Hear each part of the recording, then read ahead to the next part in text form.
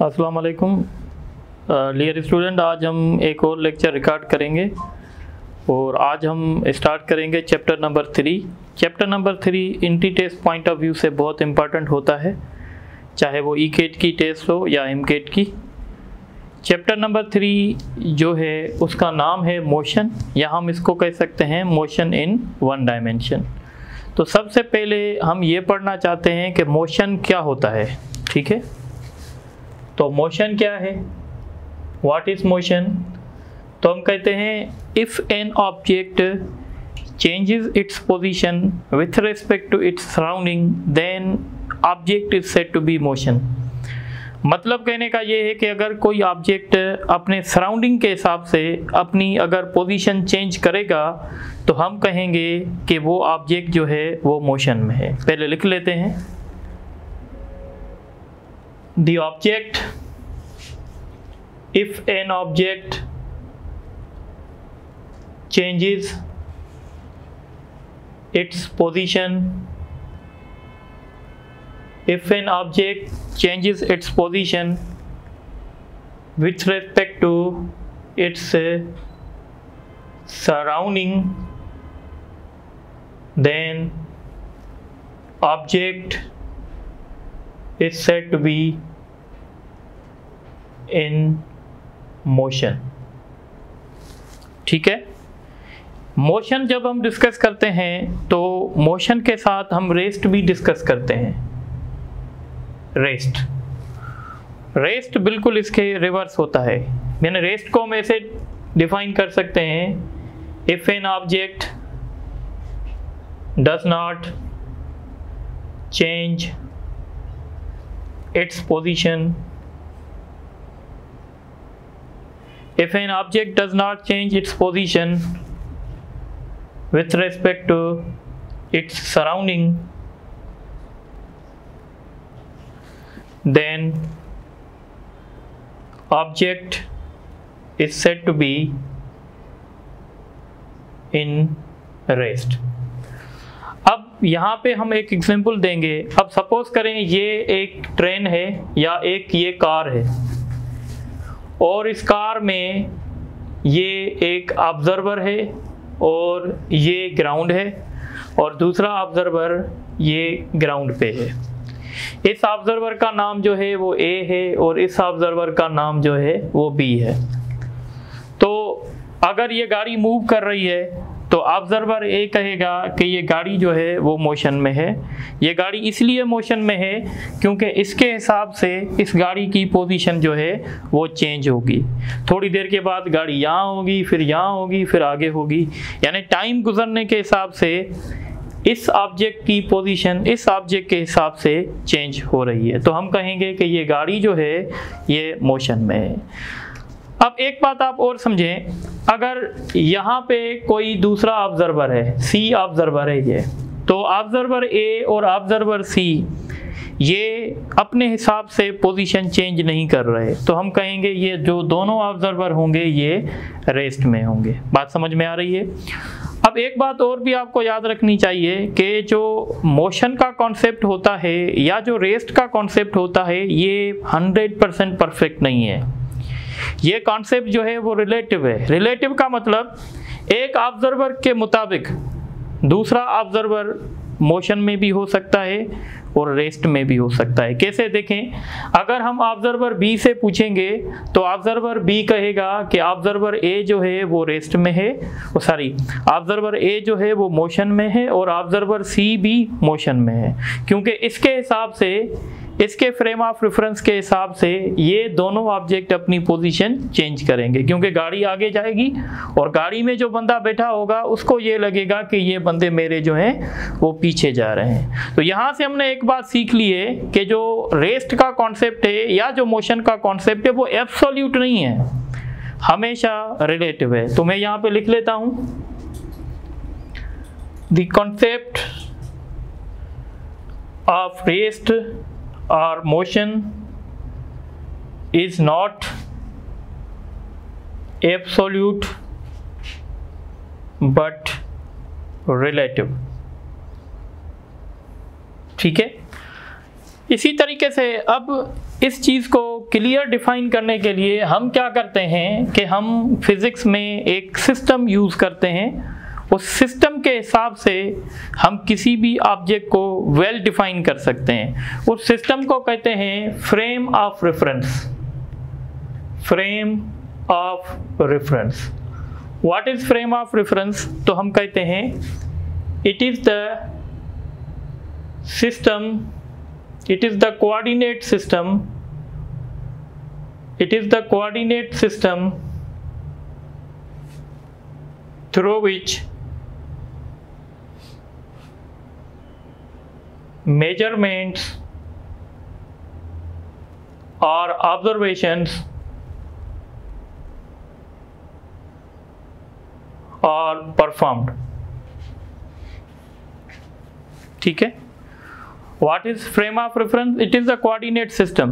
coordinate system है ये, और इस coordinate system के हिसाब से हम measurements भी कर सकते हैं या हम observation भी कर सकते हैं। जैसे ये क्लासरूम है, मैं इस क्लासरूम में हूँ, तो ये जो क्लासरूम है मेरा, ये मेरे लिए फ्रेम ऑफ रेफरेंस है।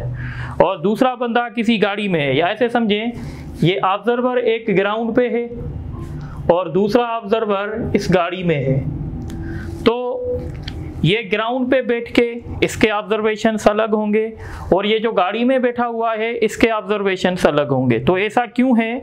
तो हम कह रहे हैं ये ऐसा इसलिए है क्योंकि दोनों का फ्रेम ऑफ रेफरेंस जो है वो अलग अलग है। यानी ग्राउंड के हिसाब से ये ग्राउंड पे बैठ के कहेगा कि ये कार वाला मोशन में है, और ये कार में बैठ के कहेगा कि ग्राउंड वाला मोशन में है। हमेशा जो ऑब्जर्वर होता है वो अपने आप को हमेशा वो स्टेशनरी कंसीडर करता है। अगर ये अपने आप को स्टेशनरी कंसीडर करेगा तो लाजमी है ये कहेगा कि ये मोशन में है। अगर ये अपने आप को स्टेशनरी कंसीडर करेगा तो ये कहेगा कि ये मोशन में है।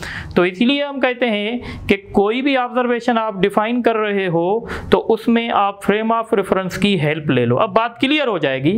अगर हम कहेंगे कि जो बंदा ग्राउंड पे बैठा हुआ है, यानी ग्राउंड एक फ्रेम ऑफ रेफरेंस हुआ, उसके मुताबिक कार वाला बंदा जो है वो मोशन में है। इसी तरीके से जो बंदा गाड़ी में बैठा हुआ है, कार में बैठा हुआ है, उसके हिसाब से ग्राउंड वाला बंदा जो है वो मोशन में है। तो फ्रेम ऑफ रेफरेंस चेंज होगा तो हमारी ऑब्जर्वेशन भी डिफरेंट होगी। तो हमारी ऑब्जर्वेशन प्योरली डिपेंड करेगी फ्रेम ऑफ रेफरेंस में। और फिजिक्स में जो most commonly frame of reference use हम करते हैं उसको कहते हैं कार्टेशियन। इसको कहते हैं रेक्टेंगुलर कोऑर्डिनेट सिस्टम, या इसको कहते हैं Cartesian coordinate system. What is Cartesian या रेक्टेंगुलर कोऑर्डिनेट सिस्टम? तो आप सब ने फिजिक्स में देखा होगा, हम बार बार ये ड्रा करते हैं। वेक्टर्स में भी हमने ड्रा किया था, X axis, Y axis, Z axis.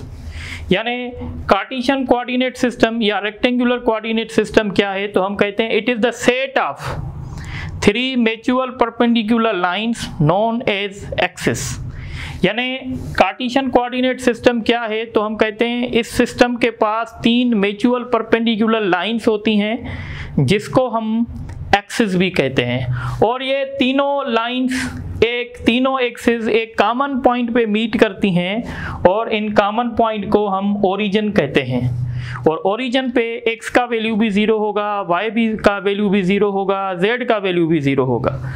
अब सपोज करें कार्टेशियन कोऑर्डिनेट सिस्टम में हम किसी भी ऑब्जेक्ट की पोजीशन को मेंशन करना चाहते हैं। तो सपोज करें ये हमारा ऑब्जेक्ट P है, तो इसकी पोजीशन को मेंशन करने के लिए हम चैप्टर 2 में एक वेक्टर भी पढ़ के आए हैं जिसको कहते हैं पोजीशन वेक्टर।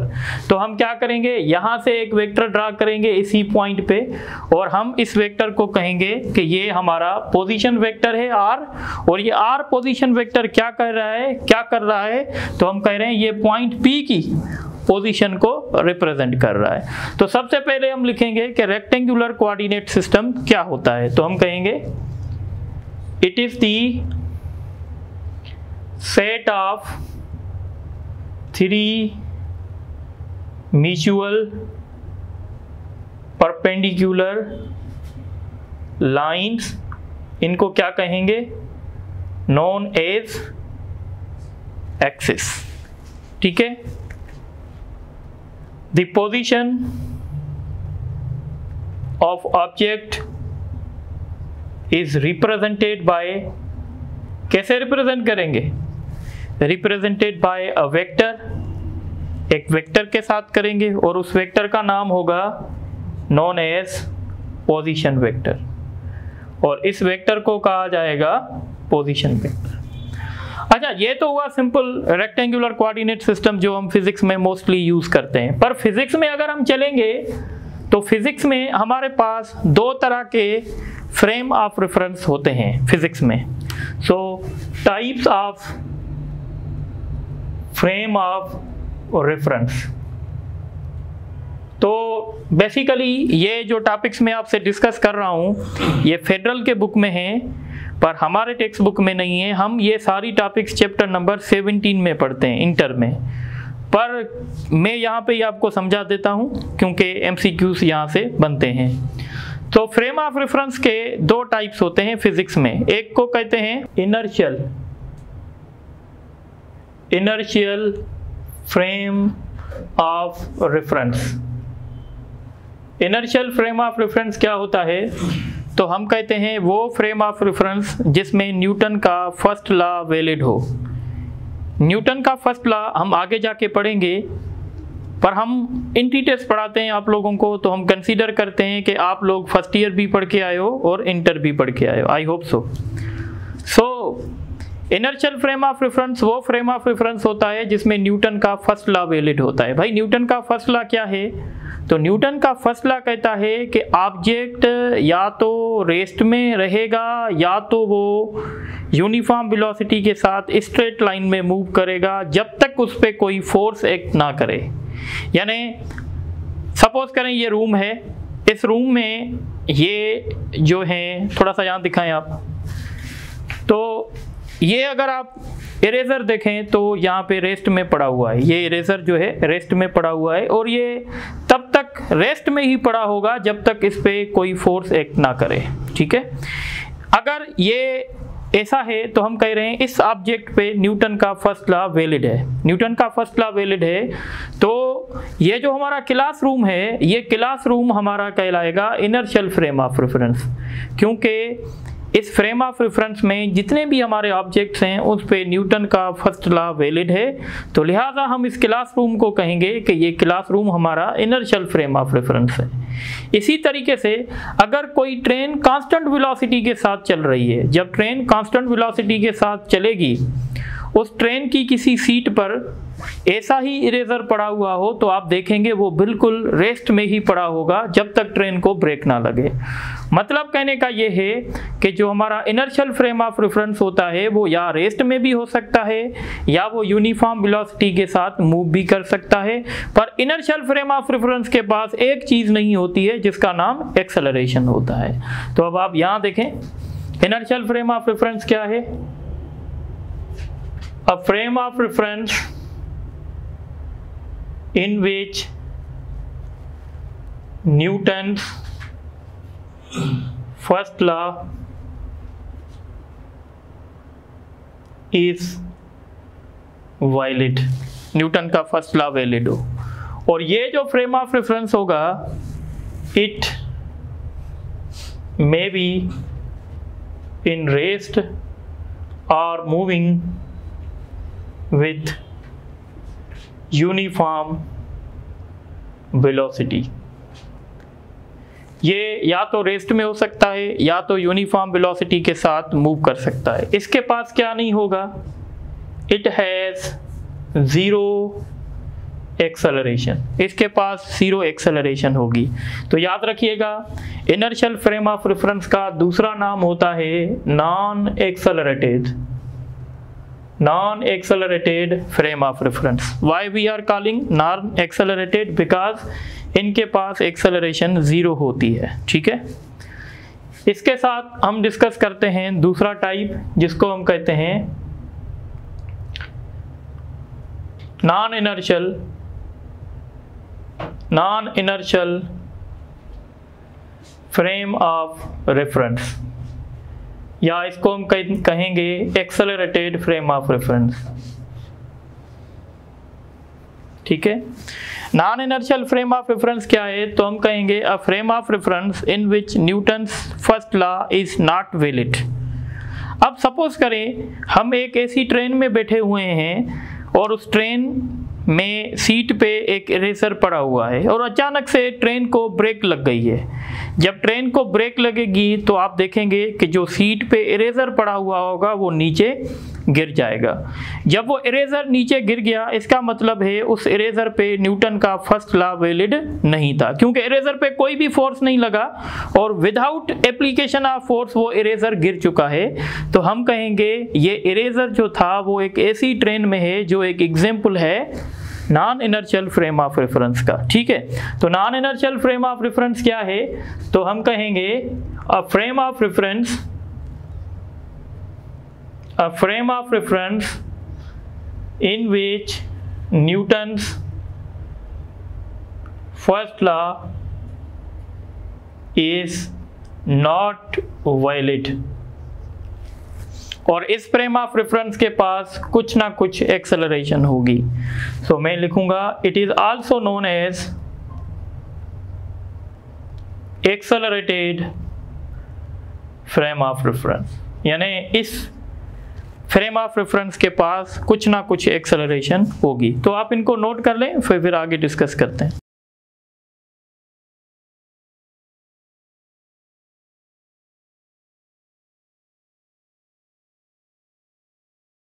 अच्छा, अब हम जो हमने टॉपिक पढ़ा है उस पे मैंने कुछ MCQs लिखे हैं, इसको थोड़ा समझ लेते हैं जस्ट रिवीजन के लिए। When object is in motion, जब ऑब्जेक्ट मोशन में होता है डैश ऑलवेज चेंजेस। तो मैंने आपको बताया थ्योरी में कि जब ऑब्जेक्ट मोशन में होता है तो हमेशा उसकी क्या चेंज होती है, पोजीशन। तो इसका सही ऑप्शन होगा पोजीशन। ठीक है। In inertial frame of reference Newton's dash law is valid. तो अभी थोड़ी देर पहले डिस्कस किया था कि इनर्शियल फ्रेम ऑफ रेफरेंस में न्यूटन का फर्स्ट लॉ वैलिड होता है, तो इसका ऑप्शन ए होगा। इसी तरीके से question 3, a set of 3 mutual perpendicular lines is known as. तो मैंने बताया था इसको रेक्टेंगुलर कोऑर्डिनेट सिस्टम कहते हैं या इसको कार्टेशियन कोऑर्डिनेट सिस्टम भी कहते हैं। अच्छा, अब हम आगे डिस्कस करते हैं। तो सबसे पहले हम डिफाइन करना चाहते हैं डिस्टेंस को। सो व्हाट इज डिस्टेंस, तो हम कहते हैं it is the space between 2 points. तो इसकी डेफिनेशन है it is the space between 2 points. मतलब कहने का ये है, अब समझे ये एक पॉइंट है और ये दूसरी पॉइंट है, इनके बीच में जितनी भी सेपरेशन है या स्पेस है हम इसको कहते हैं डिस्टेंस। ठीक है। अब डिस्टेंस क्या है, जैसे फिजिक्स में हम पढ़ते हैं तो हम कहते हैं भाई ये स्केलर क्वांटिटी है, ये वेक्टर है। तो डिस्टेंस जो हमारा है वो स्केलर क्वांटिटी है, तो हम कह सकते हैं it is a scalar quantity. और फिर जब हम कोई भी क्वांटिटी डिस्कस करते हैं तो उसके साथ हम उसका यूनिट भी डिस्कस करते हैं। तो हम कहेंगे its unit, its SI unit, SI unit is metre. इसका एसआई यूनिट जो है वो मीटर है। जब हम डिस्टेंस डिस्कस करते हैं तो इसके साथ हम डिस्प्लेसमेंट भी डिस्कस कर लेते हैं। तो डिस्प्लेसमेंट थोड़ा सा केयरफुली समझना पड़ेगा। व्हाट इज डिस्प्लेसमेंट, तो हम कहते हैं it is the change in position, it is the change in position, it is the change in position. एक डेफिनेशन ये भी हो सकती है। दूसरी डेफिनेशन हो सकती है it is the shortest, it is the shortest distance between 2 points. अब ये दो बातें आप लोगों को समझनी पड़ेंगी। देखें, एक बॉडी है, वो बॉडी पहले ए से शुरू हुई, ये पॉइंट हैं, ये मैं बना रहा हूं, ये ए है, बी है, सी है, डी है।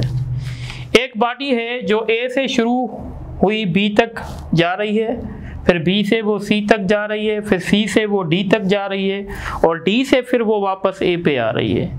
जब बॉडी ए से बी, बी से सी, सी से डी और डी से ए आ जाएगी तो इसका मतलब है वो बॉडी अपनी ओरिजिनल पोजीशन पे वापस आ जाएगी जहाँ से उसने शुरुआत की थी। तो जब ऐसा होगा तो हम कहेंगे कि बॉडी ने कोई भी डिस्प्लेसमेंट कवर नहीं किया, क्योंकि डिस्प्लेसमेंट प्योरली किस पे डिपेंड करेगा, चेंज इन पोजीशन पे। बॉडी की पहले भी पोजीशन ए थी और बॉडी की अब भी पोजीशन ए है, तो हम कहेंगे कि बॉडी ने कोई भी डिस्प्लेसमेंट कवर नहीं किया। हालांकि बॉडी ने डिस्टेंस किया होगा। सपोज करें अगर ए से बी तक 3 है, ये 5 है, ये 3 है, ये 5 है, तो हम ये कह सकते हैं कि हमारी बॉडी ने जो टोटल डिस्टेंस कवर किया है वो 3 और 3 6 और ये 10 16 मीटर किया है। हाउएवर हम ये ज़रूर कहेंगे कि हमारी बॉडी ने कोई डिस्प्लेसमेंट कवर नहीं किया। इसी तरीके से ये सर्कुलर पाथ है। अगर कोई बॉडी एक रोटेशन कंप्लीट कर रही है, एक रोटेशन कंप्लीट मतलब ए से शुरू हुई और वापस घूम फिर के वापस ए पर आ गई, तो इस केस में भी हम कहेंगे कि बॉडी ने कोई भी डिस्प्लेसमेंट कवर नहीं किया, क्योंकि डिस्प्लेसमेंट हमेशा डिपेंड करेगा चेंज इन पोजीशन पे। तो पहली बात आप लोगों की आई थिंक क्लियर हो गई होगी। अब इसी बात पे हम एक दूसरा एग्जाम्पल लेते हैं। अब दूसरा एग्जाम्पल हम ये लेते हैं कि ये ए है, ये बी है, ये सी है, ये डी है। बॉडी ए से बी तक 4 है और बी से सी तक 3 है। एक बॉडी ए से बी जा रही है, फिर बी से सी जा रही है। अब आपसे कोई पूछ रहा है कि बॉडी ने डिस्टेंस कितना कवर किया है, तो आप कहेंगे डिस्टेंस 4 और 3 7। पर जब आपसे डिस्प्लेसमेंट पूछा जाएगा तो डिस्प्लेसमेंट हमेशा शॉर्टेस्ट डिस्टेंस बिटवीन 2 पॉइंट्स होता है। तो ये जो पॉइंट है ये शॉर्टेस्ट डिस्टेंस है, तो इसलिए हम कहेंगे, और इस पे ये राइट एंगल ट्राइंगल बन गया है। जब हम इसको सॉल्व करेंगे तो हमारा रिजल्ट 5 आएगा और हम कहेंगे कि हमारी बॉडी ने जो डिस्प्लेसमेंट कवर किया है वो 5 किया है। तो आई थिंक आपकी ये दोनों डेफिनेशन क्लियर हो गई होंगी कि हम डिस्प्लेसमेंट को कैसे एक्सप्लेन कर सकते हैं। एक बात और भी याद रखेंगे कि it is a vector quantity. Vector quantity मतलब जब हम डिस्प्लेसमेंट के लिए सॉल्यूशन करेंगे तो हम मैग्नीट्यूड भी देखेंगे और साथ ही साथ हम उसका डायरेक्शन भी देखेंगे। जैसे अगर मैं कहूँ एक बॉडी ने 3 मीटर ईस्ट में मूव किया और फिर कहूँ उसी बॉडी ने अब 3 मीटर वेस्ट में मूव किया, तो टोटल डिस्प्लेसमेंट कितना होगा, तो हम कहेंगे ये वेक्टर इस वेक्टर का अपोजिट वेक्टर है, तो हम कहेंगे बॉडी ने नेट डिस्प्लेसमेंट जो है वो 0 किया हुआ है। तो हम ऐसे भी डिस्कस कर सकते हैं। एक बात आपको और भी याद रखनी है, इसका यूनिट वही होगा जो डिस्टेंस का है। Its SI unit is metre. ठीक है। अब कुछ इंपॉर्टेंट पॉइंट हैं, देखें। एक रूल है, रूल ये है कि जो हमारा डिस्टेंस होता है, डिस्टेंस डिस्प्लेसमेंट के इक्वल भी हो सकता है। कभी ये हो सकता है कि जितना बॉडी ने डिस्टेंस कवर किया उतना ही बॉडी ने डिस्प्लेसमेंट कवर किया। सपोज अगर एग्जांपल ले लें, हमारी बॉडी ए से बी जा रही है, तो जब हमारी बॉडी ए से बी जाएगी तो उसने डिस्टेंस भी 3 मीटर किया है। अच्छा, कुछ बातें अब आप लोगों को याद रखनी है। जैसे डिस्टेंस जो हमारा है वो डिस्प्लेसमेंट के इक्वल हो सकता है। जैसे अब अगर आप देखें ए से बी अगर कोई बॉडी जा रही है तो इस केस में डिस्टेंस भी 3 होगा, डिस्प्लेसमेंट भी 3 होगा। दूसरा केस ये है कि डिस्टेंस जो है वो ग्रेटर हो सकता है डिस्प्लेसमेंट से, यानी डिस्टेंस में भी ग्रेटर देन डिस्प्लेसमेंट। इस केस में देखें, जैसे अगर बॉडी ए से सी तक जा रही है तो बॉडी ने डिस्टेंस कितना कवर किया है 7, पर डिस्प्लेसमेंट कितना कवर किया है 5। तो हम कह सकते हैं कि डिस्टेंस डिस्प्लेसमेंट के इक्वल भी हो सकता है और डिस्टेंस डिस्प्लेसमेंट से ज़्यादा भी हो सकता है। अच्छा, ऐसा भी हो सकता है कि आपका डिस्प्लेसमेंट 0 हो गया। डिस्प्लेसमेंट अगर 0 है तो डिस्टेंस 0 हो भी सकता है, नहीं भी हो सकता है, यानी distance may or may not, distance may or may not be 0। कैसे? जैसे अगर आप देखें, अगर कोई बॉडी A से A तक जा रही है, तो इसने टोटल डिस्टेंस कितना कवर किया, 3 और 5 8, 8 में 3 ऐड करेंगे 11, 11 में 5 ऐड करेंगे 16। पर अगर डिस्प्लेसमेंट की बात होगी तो वो 0 हो जाएगा। तो इस तरीके से ये सारी बातें हैं जो आपको याद रखनी है। इसी तरीके से अब हम डिस्कस करेंगे स्पीड। What is speed? तो हम कहते हैं it is the rate of change of distance, या हम ऐसे कह सकते हैं the distance covered by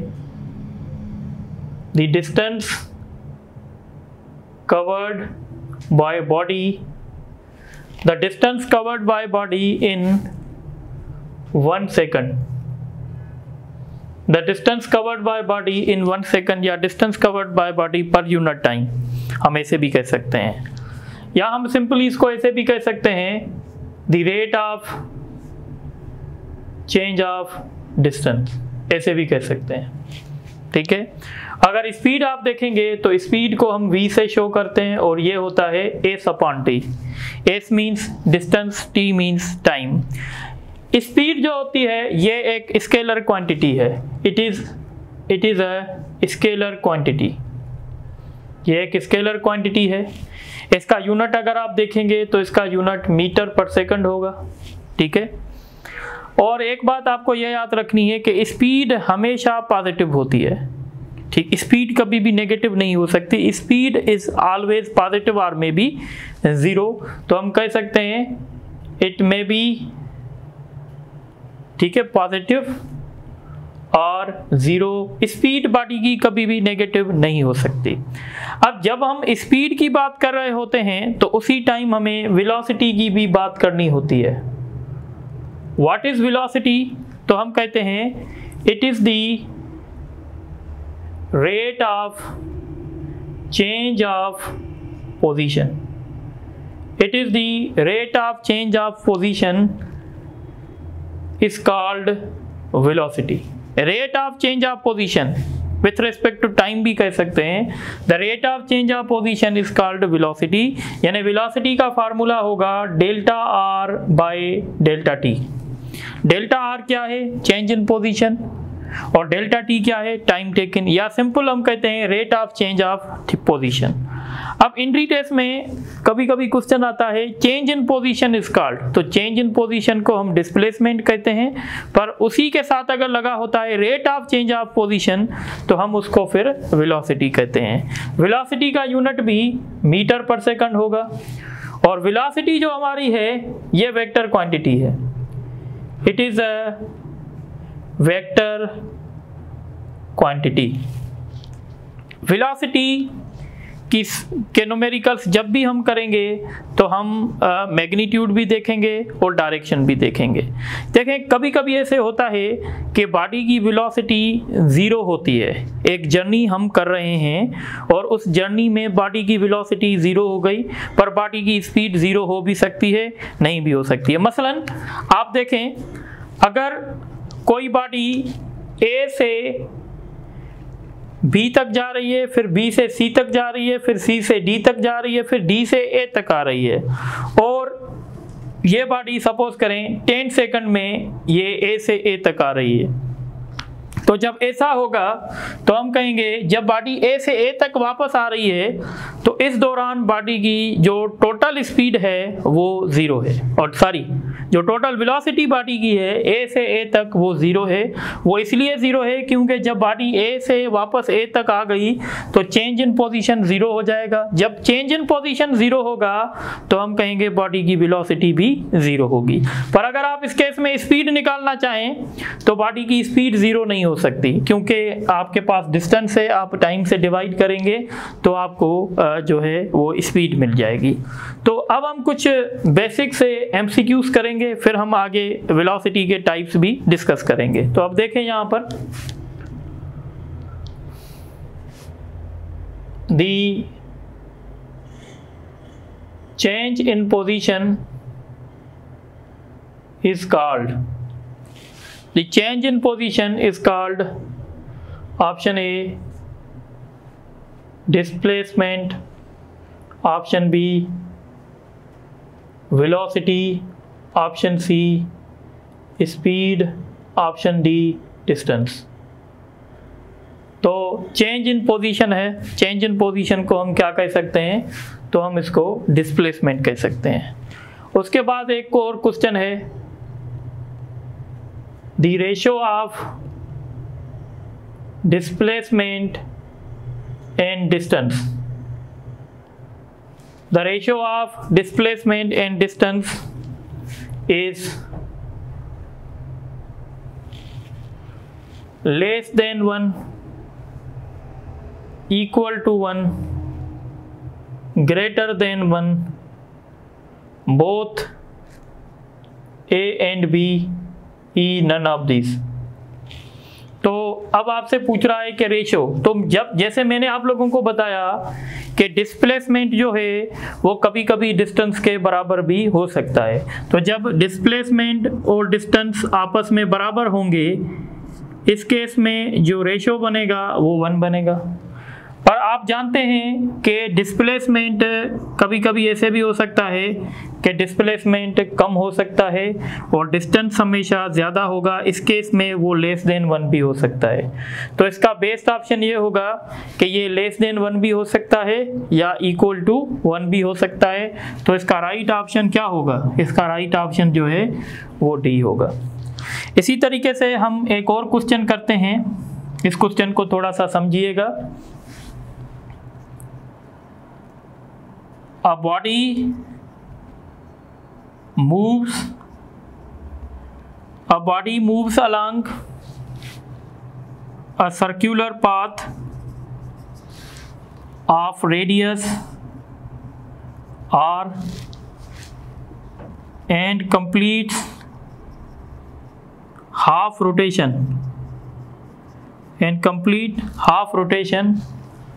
find its distance and displacement। ठीक है, ऑप्शन है 2r 2πr, ऑप्शन बी है πr 2r, ऑप्शन सी है 2πr 2r, ऑप्शन डी है नन ऑफ दीज। तो अब ये बिल्कुल टेक्निकल क्वेश्चन है। देखें, ये एक सर्कुलर पाथ है और बॉडी ने हाफ रोटेशन कंप्लीट किया है। हाफ रोटेशन मतलब अगर हम यहाँ से शुरू हों तो यहाँ तक, जब पूरी साइकिल कंप्लीट होती है तो डिस्टेंस होता है 2πr सर्कुलर पाथ पे, जिसको हम सरकमफ्रेंस कहते हैं। बहरहाल जब पूरी साइकिल कंप्लीट होगी तो जो हमारा डिस्टेंस होगा, ये डिस्टेंस है, वो 2πr होगा और डिस्प्लेसमेंट जो है पूरी साइकिल में आपको पता है डिस्प्लेसमेंट जो है वो 0 होगा पूरी साइकिल में। पर यहाँ पे पूरी साइकिल नहीं हुई है, हाफ साइकिल हुई है। तो आप देखें, ये वाला जो होगा ये आपका डिस्टेंस कहलाएगा। अगर पूरी साइकिल होती तो 2πr, पर हाफ साइकिल है तो हम क्या करेंगे, इस केस में हम क्या करेंगे कि 2πr को 2 से डिवाइड कर देंगे, क्योंकि आधी साइकिल हुई है। तो आधी साइकिल के दौरान हमारा जो डिस्टेंस होगा वो πr होगा।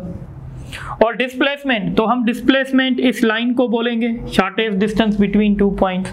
और अगर आप थोड़ा बहुत आपको ज्योमेट्री आती है तो हम इस लाइन को डायामीटर कहते हैं, और डायामीटर हमेशा ट्वाइस ऑफ रेडियस होता है। तो इस केस में जो हमारा डिस्प्लेसमेंट होगा वो 2r होगा।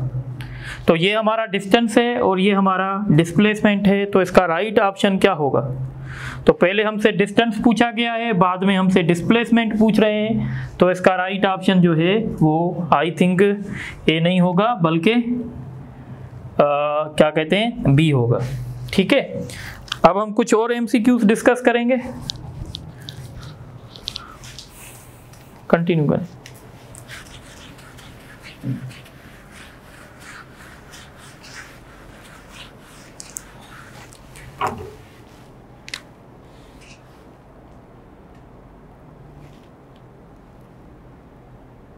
कंटिन्यू है। अच्छा, अब हम एक एमसीक्यूज और डिस्कस कर रहे हैं। ठीक है, ये थोड़ा सा देखिएगा केयरफुली, थोड़ा सा टेक्निकल है। A boy moves along a circular path of radius r and makes 1/4 trip. Find his distance and displacement, ठीक है, एंड मेक्स 1/4 राउंड लिख लें, ट्रिप क्लियर नहीं होगा, राउंड लिख लें। इसके ऑप्शंस में लिख लेता हूं पाई आर 2r, दूसरा ऑप्शन लिखता हूं पाई r अपॉन 2r, तीसरा ऑप्शन लिखता हूं pi r upon 2 square root 2r, और एक ऑप्शन लिखता हूं 2r इंटू r। अब देखें क्वेश्चन बता रहा है a boy moves along the circular path of radius r, radius जो सर्कुलर पाथ का है वो r है, ठीक है, ये r ये ठीक है रेडियस कहलाएगा, और इसने 1/4 यानी अगर ये यहाँ से शुरू हुआ है तो यहाँ तक इसने किया है। इसका मतलब है जब हम डिस्टेंस निकालेंगे तो डिस्टेंस निकालना बहुत आसान है, क्योंकि पूरी साइकिल के दौरान डिस्टेंस होता है 2πr, पर इसने उस साइकिल का 1/4 किया है, यानी हम इसको 4 से डिवाइड कर देंगे तो डिस्टेंस हमें मिलेगा πr अपॉन 2, डिस्टेंस तो फाइंड हो गया।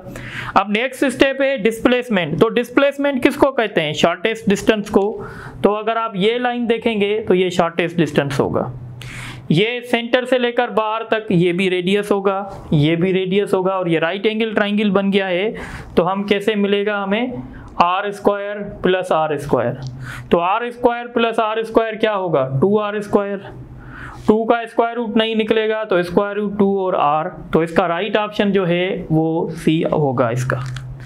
इसी तरीके से हम एक और क्वेश्चन करते हैं।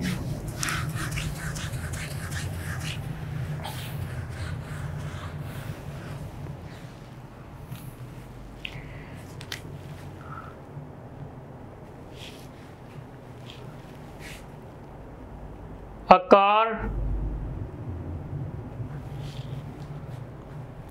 car moves 4 meter east, then 3 meter south. The total time taken by car is 10 seconds. या इसको ऐसे लिखें, a car moves 40 meter east then 30 meter south. The total time taken by car is 10 seconds.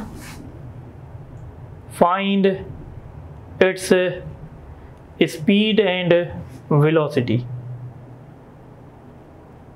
ठीक है, option A 5 metre पर second, option B 5 metre पर second 10 metre पर second, option B 10 metre पर सेकंड 5 मीटर पर second, option C 7 metre पर second 10 metre पर second, option D 7 metre पर सेकंड 5 मीटर पर सेकंड। ठीक है, अब देखें जब आप इसका डायग्राम बनाएंगे तो आप देखें पहले ईस्ट में, तो ये ईस्ट होता है, ये वेस्ट होता है, ये नॉर्थ होता है, ये साउथ होता है। तो पहले जो आपकी कार है वो 40 मीटर ईस्ट में ट्रेवल कर रही है, तो ये 40 मीटर ईस्ट हो गया।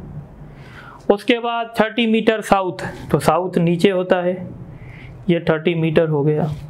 जब आप स्पीड निकालेंगे तो स्पीड में आपको चाहिए टोटल डिस्टेंस। स्पीड कैसे मिलेगी? स्पीड मिलेगी टोटल डिस्टेंस। तो टोटल डिस्टेंस कितना हुआ? 40 और 30 70। और इस दौरान टाइम कितना लिया है गाड़ी ने? टाइम लिया है 10 सेकंड। तो आप 10 से डिवाइड करेंगे तो ये 7 मीटर पर सेकंड हो जाएगा। 7 मीटर पर सेकंड गाड़ी की क्या हुई, स्पीड हुई। पर जब आप वेलोसिटी निकालेंगे तो वेलोसिटी निकालने के लिए आपको डिस्प्लेसमेंट चाहिए, और displacement is the shortest distance. तो अगर आप ये निकालेंगे तो ये आपका 50 आएगा पाइथागोरस थ्योरम से। आप क्या करेंगे, 30 का स्क्वायर करेंगे, 40 का स्क्वायर करेंगे, इसको सॉल्व करेंगे तो ये होगा, और इसको फर्दर सॉल्व करेंगे तो 50। तो जब आपको वेलोसिटी मिले तो वेलोसिटी डिस्प्लेसमेंट होता है, तो डिस्प्लेसमेंट कितना है 50 और टाइम कितना है 10, तो आप इसको डिवाइड कर देंगे तो ये 5 मीटर पर सेकंड आएगा। तो इसका राइट चॉइस जो होगा वो डी होगा। ठीक है, तो आप ये नोट कर लें, तो फिर आगे कुछ डिस्कस करते हैं।